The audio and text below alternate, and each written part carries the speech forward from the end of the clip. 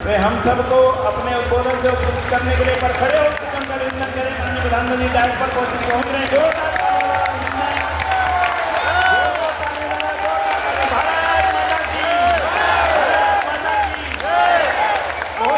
धन्यवाद। कृपया अपना स्थान ग्रहण करें।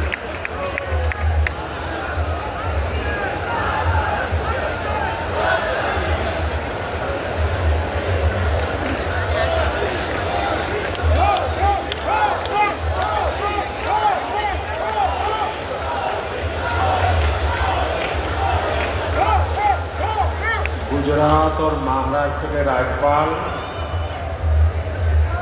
आचार्य देवव्रत जी, दिल्ली की मुख्यमंत्री Rekha Gupta ji,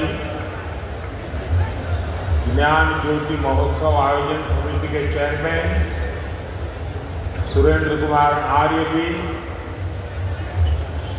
DAV college managing committee के प्रेसिडेंट पूनम सूरी जी, वरिष्ठ आर्य सन्यासी स्वामी देवव्रत सरस्वती जी, विभिन्न आर्य प्रतिनिधि सभा के प्रेसिडेंट और वाइस प्रेसिडेंट, देश और दुनिया भर से आए आर्य समाज के सभी व्रती, देवी और सज्जनों, सबसे पहले मुझे आने में विलंब हो गया, इसके लिए आप सबकी क्षमा मांगता हूं।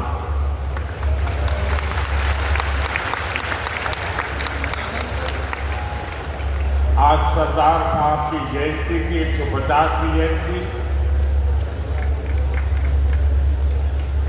Statue of unity Ekta Nagar में उनका कार्यक्रम था और तो मुझे आने में विलंब हो गया और उसके कारण मैं समय से नहीं आ पाया और इसलिए मैं आप सबकी क्षमा चाहता हूं।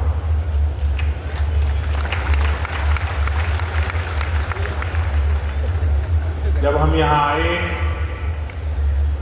तो प्रारंभ में जो मंत्र सुने उनकी ऊर्जा अब भी हम सब महसूस कर रहे हैं।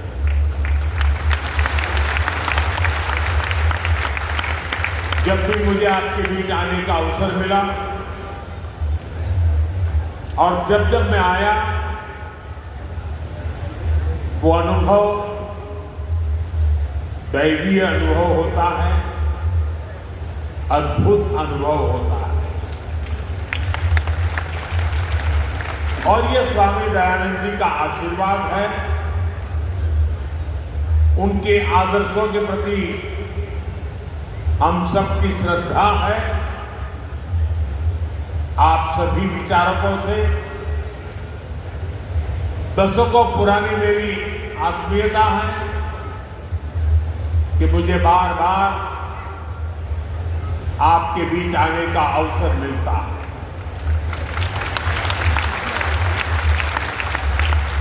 और जब भी मैं आपसे मिलता हूं, आपसे संवाद करता हूं, एक अलग ही ऊर्जा से, एक अलग ही प्रेरणा से भर जाता हूं। और मुझे भी बताया गया कि ऐसे 9 और सभागृह बनाए गए हैं, वहां सभी हमारे आर्य समाज के व्रती वीडियो से इस कार्यक्रम को देख रहे हैं। मैं उनके दर्शन नहीं कर पा रहा हूं, लेकिन मैं उनको भी यहां से प्रणाम करता हूं। साथियों, गत वर्ष गुजरात में दयानंद सरस्वती जी के जन्म स्थान पर विशेष कार्यक्रम हुआ था। उसमें मैं वीडियो संदेश के जरिए शामिल हुआ था। इसके पहले यहां दिल्ली में ही मुझे महर्षि दयानंद सरस्वती जी की 200वीं जयंती समारोह के शुभारंभ का सौभाग्य मिला। वेद मंत्रों के उच्चारण की ऊर्जा, वो हवन, अनुष्ठान, ऐसा लगता है जैसे अभी वो सब कल की ही बात हो। साथियों, तब उस आयोजन में हम सब ने 200वीं जयंती के समारोह को एक विचार यज्ञ के रूप में 2 वर्ष तक जारी रखने का फैसला किया। मुझे खुशी है वो अखंड विचार यज्ञ अनवरत 2 वर्ष तक चला है। समय समय पर मुझे आपके प्रयासों और कार्यक्रमों की जानकारी भी मिलती रही है और आज मुझे एक बार फिर आर्य समाज के 150वें स्थापना वर्ष के इस आयोजन में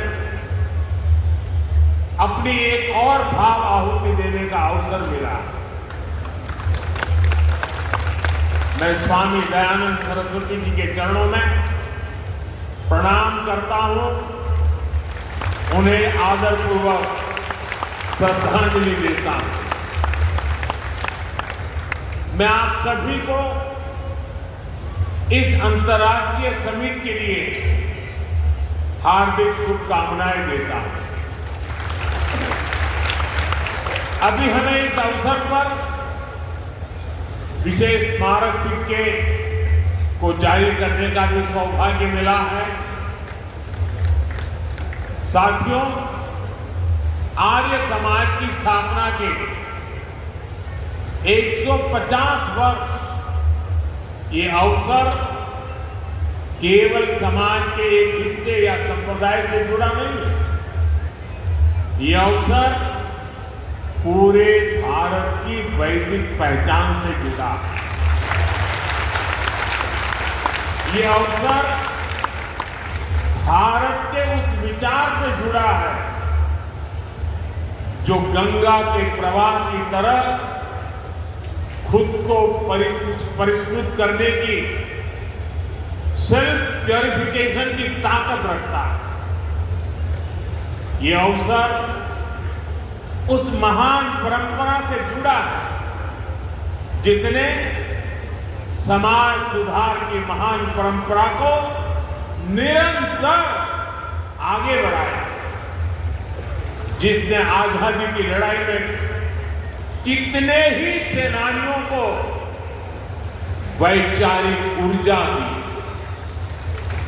लाला लाजपत राय, हुतात्मा राम प्रसाद बिस्मिल, ऐसे कितने ही क्रांतिकारियों ने आर्य समाज से प्रेरणा लेकर आजादी की लड़ाई में अपना सर्वस्व समर्पित किया। दुर्भाग्य से राजनीतिक कारणों से आजादी की लड़ाई में आर्य समाज की इस भूमिका को वो सम्मान नहीं मिला जिसका आर्य समाज हकदार।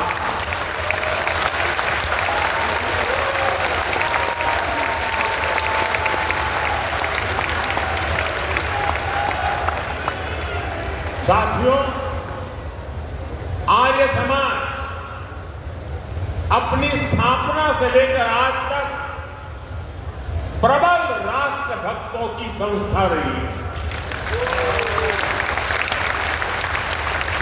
आर्य समाज निर्भीक होकर भारतीयता की बात करने वाली संस्था रही। भारत विरोधी कोई भी सोच हो, विदेशी विचारधाराओं को थोपने वाले लोग हो, विभाजनकारी मानसिकता हो, सांस्कृतिक प्रदूषण के दुष्प्रयास हो, आर्य समाज ने हमेशा इनको चुनौती दी है।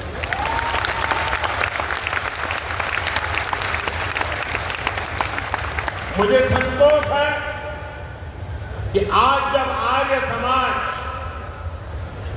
और उसकी स्थापना के 150 वर्ष हो रहे हैं, तो समाज और देश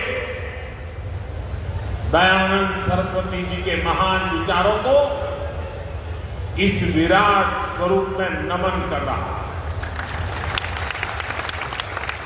साथियों, स्वामी श्रद्धानंद जैसे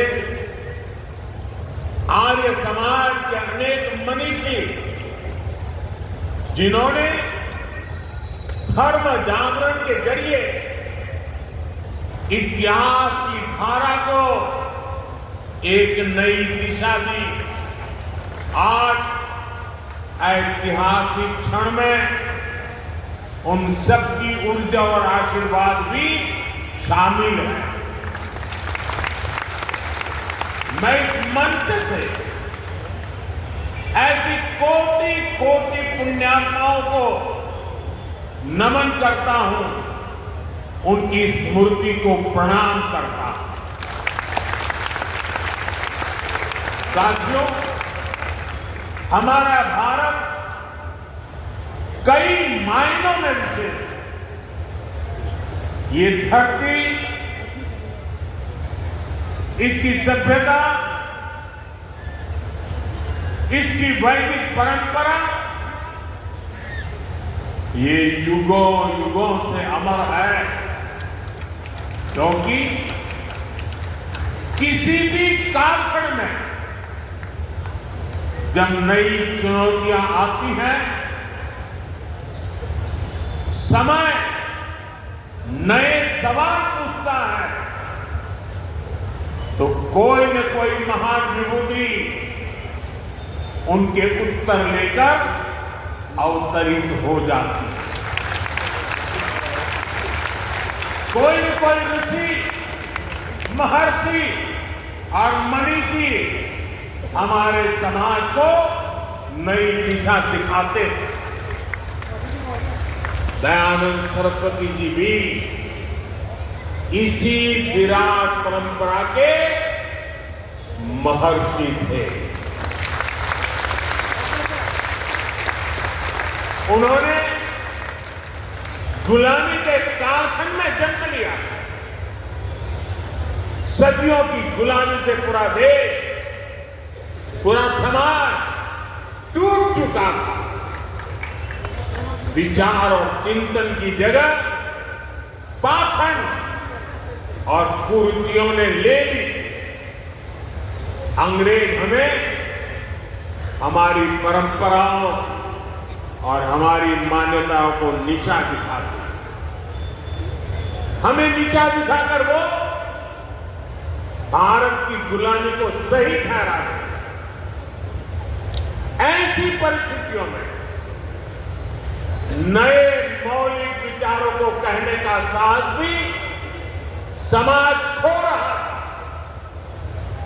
और ऐसे ही मुश्किल समय में एक युवा सन्यासी आता है।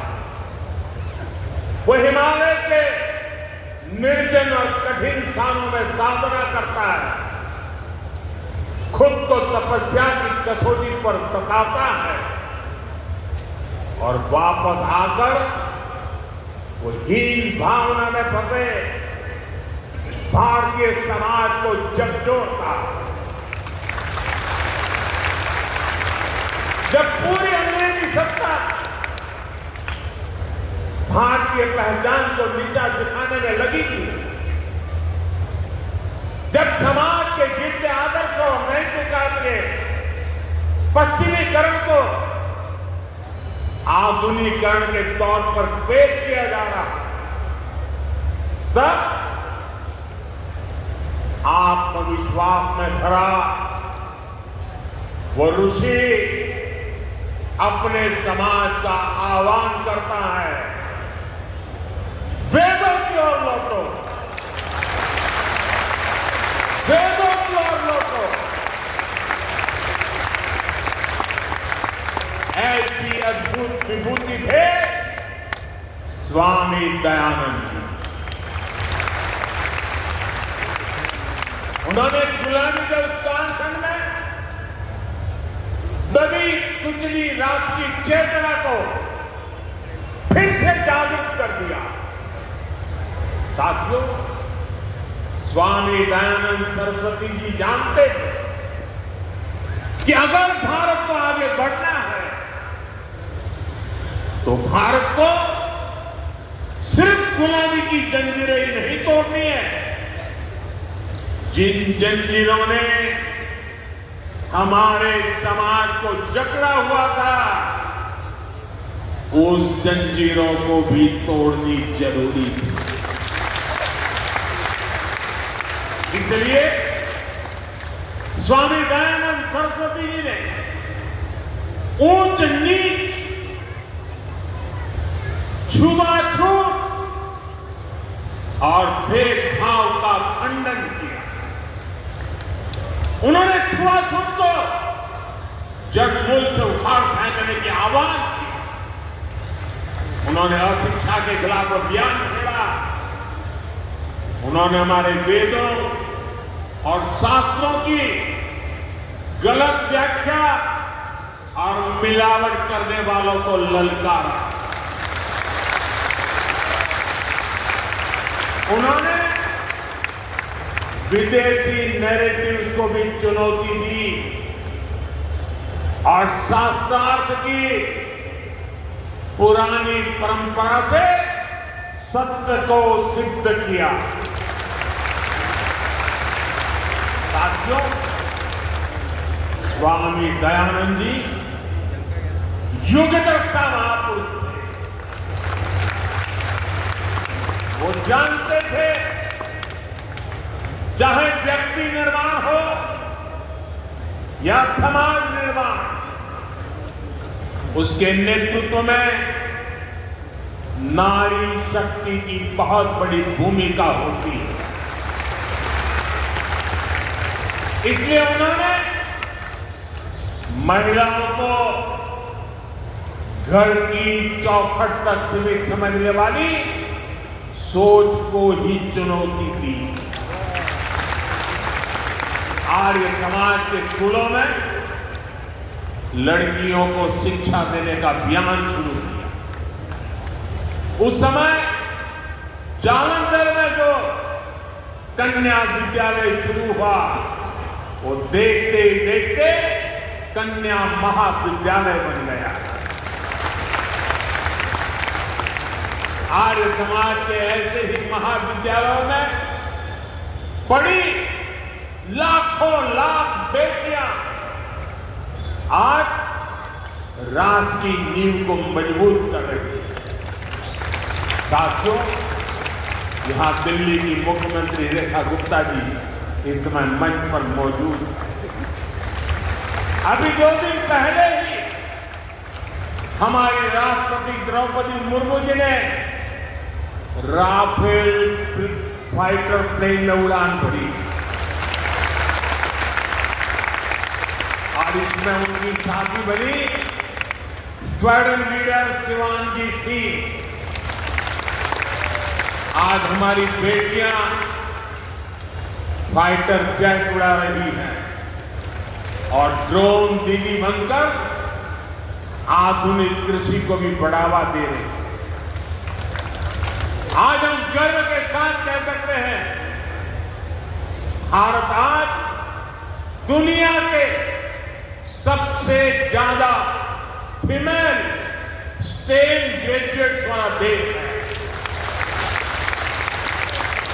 आज साइंस और टेक्नोलॉजी की फील्ड में भी महिलाएं लीडरशिप रोल में आ रही हैं। आज देश की टॉप वैज्ञानिक संस्थानों में विमेन साइंटिस्ट मंगलयान, चंद्रयान और गगनयान जैसे स्पेस मिशन में अहम भूमिका निभा रही हैं। ये बदलाव बताता है कि देश आज सही मार्ग पर आगे बढ़ रहा है। देश स्वामी दयानंद जी के सपनों को पूरा कर रहा है। साथियों, स्वामी दयानंद जी के एक विचार का मैं अक्सर चिंतन करता हूं, उसे कई बार लोगों को बोलता भी। स्वामी जी कहते थे, जो व्यक्ति सबसे कम ग्रहण करता है और सबसे अधिक योगदान देता है, वही परिपक्व है। इन सीमित शब्दों में इतना असाधारण विचार है कि शायद इसकी व्याख्या में कई किताबें लिखी जा सकती, लेकिन किसी विचार की असली ताकत उसके भावार्थ से भी ज्यादा इससे तय होती है वो विचार कितने समय तक जीवित रहता है, वो विचार कितनी जिंदगियों का परिवर्तन करता है। और जब हम इस कसौटी पर महर्षि दयानंद जी के विचारों को कसते हैं, जब हम आर्य समाज के समर्पित लोगों को देखते हैं, तब हमें लगता है कि उनके विचार समय के साथ साथ और अधिक प्रकाशमान हुए हैं। भाइयों बहनों, स्वामी दयानंद सरस्वती जी ने अपने जीवन में परोपकारिणी सभा की स्थापना की। स्वामी जी के लगाए बीज ने विशाल वृक्ष की तरह कितनी ही शाखाओं को विस्तार दिया। गुरुकुल कांगड़ी, गुरुकुल कुरुक्षेत्र, डीएवी संस्थान एवं अन्य शैक्षणिक संस्थान, ये सभी अपने अपने क्षेत्रों में लगातार काम कर रहे हैं। जब जब देश पर संकट आया है, आर्य समाज के लोगों ने अपना सब कुछ देशवासियों के लिए समर्पित किया। भारत विभाजन की विभीषिका में सब कुछ गंवाकर भारत आने वाले शरणार्थियों की सहायता, पुनर्वास और शिक्षा, इसमें आर्य समाज ने कितनी बड़ी भूमिका निभाई, ये इतिहास में दर्ज है। आज भी प्राकृतिक आपदाओं के समय पीड़ितों की सेवा में आर्य समाज हमेशा आगे रहता है। भाइयों और बहनों, आर्य समाज के जिन कार्यों का ऋण देश पर है, उनमें एक अहम कार्य देश की गुरुकुल परंपरा को जीवित रखना भी है। एक समय गुरुकुलों की ताकत से ही भारत ज्ञान विज्ञान के शिखर पर था। गुलामी के दौर में इस व्यवस्था पर जानबूझकर प्रहार किए गए। इससे हमारा ज्ञान नष्ट हुआ, हमारे संस्कार नष्ट हुए, नई पीढ़ी कमजोर हुई। आर्य समाज ने आगे आकर स्वस्थ होती गुरुकुल परंपरा को बचाया। यही नहीं, समय के मुताबिक आर्य समाज के गुरुकुलों ने खुद को परिष्कृत भी किया, उसमें आधुनिक शिक्षा का समावेश भी किया।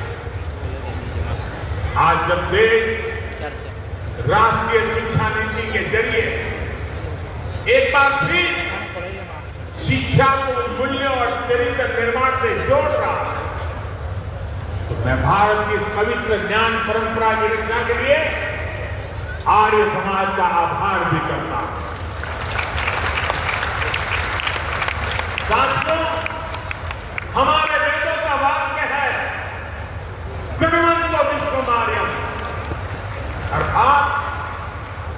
पूरे विश्व को श्रेष्ठ बनाए, उसे श्रेष्ठ दिखावा तो होकर लेकर के जाए। स्वामी दयानंद जी ने इसी वेद वाक्य को आर्य समाज का ध्येय वाक्य बनाया। आज यही वेद वाक्य भारत की विकास यात्रा का मूल मंत्र भी है। भारत के विकास से विश्व का कल्याण, भारत की समृद्धि से मानवता की सेवा, देश इसी विजन पर आगे बढ़ रहा है। आज भारत सस्टेनेबल डेवलपमेंट की दिशा में एक प्रमुख ग्लोबल वॉइस बन चुका है। जिस तरह स्वामी जी ने वेदों की ओर लौटने का आह्वान किया था, उसी तरह आज भारत वैदिक जीवन पद्धति और आदर्शों की ओर लौटने की बात ग्लोबल स्टेज पर कर रहा है। इसके लिए हमने मिशन लाइफ लॉन्च किया। पूरे विश्व से इसका सपोर्ट मिल रहा है। One sun, one world, one green vision के जरिए हम क्लीन एनर्जी को भी एक ग्लोबल मूवमेंट में बदल रहे हैं। हमारा योग भी आज अंतर्राष्ट्रीय योग दिवस के जरिए दुनिया के 190 से ज्यादा देशों में पहुंच चुका है। जीवन में योग को अंगीकार करने की, योगमय जीवन जीने के तहत पर्यावरण से जुड़े लाइफ जैसे मिशन, ये वैश्विक अभियान पूरी दुनिया आज जिनमें रुचि दिखा रही है। आर्य समाज के लोगों के लिए तो ये उनके जीवन और अनुशासन का हिस्सा है। सादा जीवन और सेवा की भावना, भारतीय वेदवाद और परिधानों का प्राथमिकता, पर्यावरण की चिंता, भारतीयता का प्रचार प्रसार, आर्य समाज के लोग आजीवन इसमें लगे रहे। इसलिए भाइयों बहनों, आज भारत जब सर्वे भवन्तु सुखिनः का उद्देश्य लेकर विश्व कल्याण के अभियानों का आगे बढ़ रहा है, आज भारत विश्व बंधु के रूप में अपनी भूमिका को और मजबूत कर रहा है। तो आर्य समाज का हर सदस्य इसे सहज ही अपना उद्देश्य मानकर काम कर रहा है। मैं आप सभी की इसके लिए सराहना करता हूं, प्रशंसा करता हूं। साथियों, स्वामी दयानंद सरस्वती जी ने जो मशाल जलाई, पिछले 150 वर्षों से आर्य समाज के रूप में समाज का पथ प्रदर्शन कर रही है। मैं मानता हूं स्वामी जी हम सभी में एक उत्तरदायित्व बहुत जगा कर गए। ये उत्तरदायित्व है नए विचारों को आगे बढ़ाने का। ये उत्तरदायित्व है होता है, चलता है, ऐसी रूढ़ियों को तोड़कर नए सुधारों का। आप सभी का मुझ पर इतना स्नेह रहा है, इसलिए मैं आज आपसे कुछ मांगने के लिए भी आया, कुछ आग्रह भी करके आया। मांग सकता हूं ना? मांग सकता हूं ना? मुझे पूरा विश्वास है आप देखते रहेंगे। राष्ट्र निर्माण के महायज्ञ में आप इतना कुछ पहले से कर रहे हैं। मैं देश की कुछ वर्तमान प्राथमिकताएं भी आपके सामने दोहराना चाहता हूं। जैसे स्वदेशी आंदोलन, आर्य समाज इनसे ऐतिहासिक रूप से जुड़ा रहा। आज जब देश ने फिर से स्वदेशी की जिम्मेदारी उठाई है, देश वोकल फॉर लोकल हुआ है, तो आपकी भूमिका इसमें और अहम हो जाती है। साथियों, आपको ध्यान होगा, अभी कुछ समय पहले देश ने ज्ञान भारतम मिशन भी शुरू किया। इसका उद्देश्य है भारत की प्राचीन मैन्युस्क्रिप्ट को डिजिटाइज और प्रिजर्व करना। अथाह ज्ञान की हमारी ये धरोहर है, ये तभी संरक्षित होगी जब हमारी नई पीढ़ी इनसे जुड़े, इनकी अहमियत को समझे।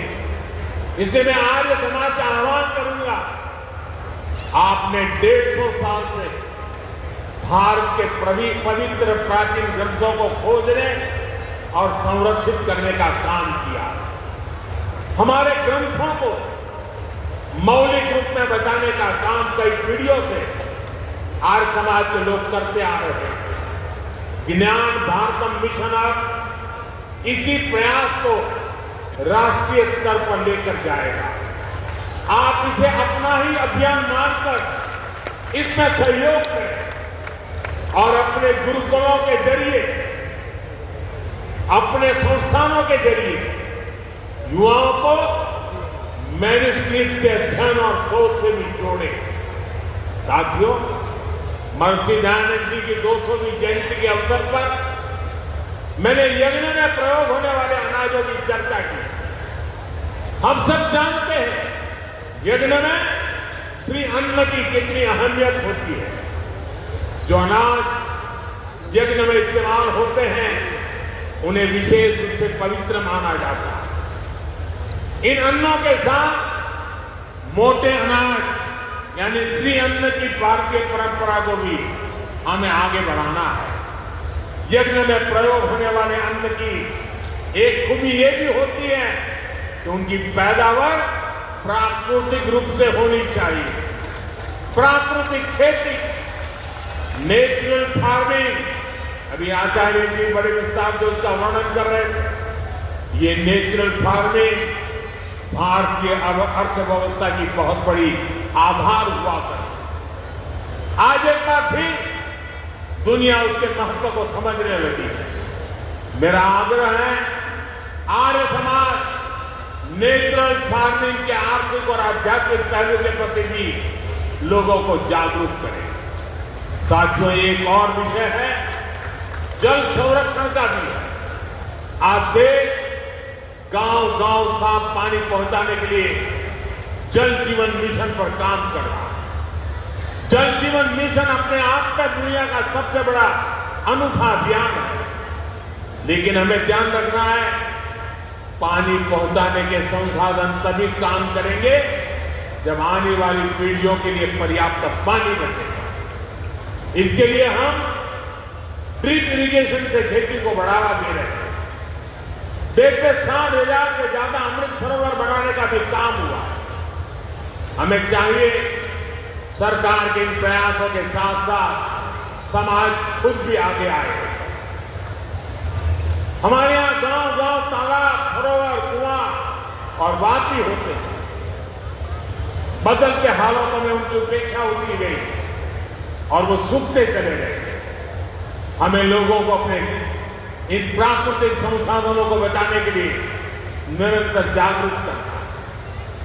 कैच द रेन जो सरकार का अभियान है, रिचार्जिंग वेल बनाने का जो अभियान है, वर्षा का पानी का उपयोग रिचार्जिंग के लिए करना, ये समय की मांग है।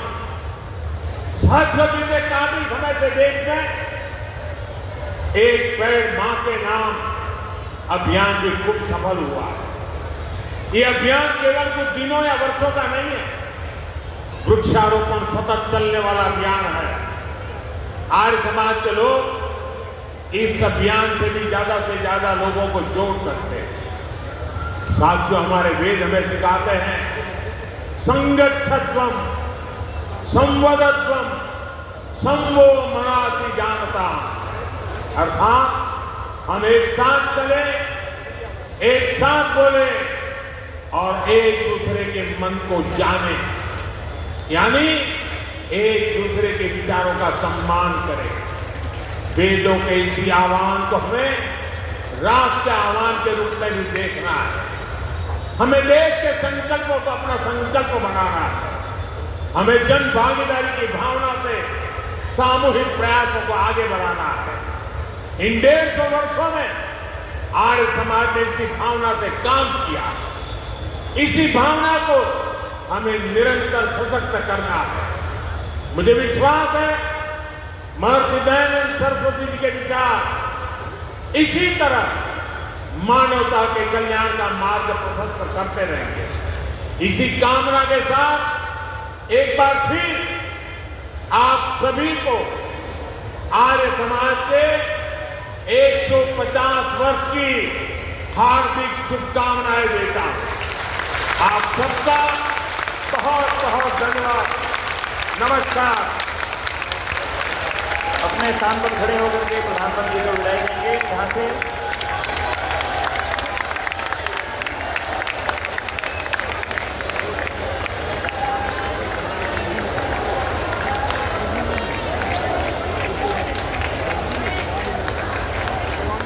बहुत बहुत आभार माननीय प्रधानमंत्री जी का। बहुत बहुत धन्यवाद। जोरदार तालियां बोलो भारत माता की जय। भारत माता की जय। भारत माता की वंदे मातरम। बंधुओं, आप सभी से मेरा अनुरोध रहेगा कि अभी एकदम से बाहर मत निकलिएगा। बहुत ज़्यादा दिक्कत होगी। कृपया यहीं इसी स्थान पर यहीं रहिएगा। उस समय तक बहुत आस्ता आस्ता जाए। हाथ जोड़ के करबद्ध अनुरोध कर रहा हूँ। भोजनशाला में कृपया सभी लोग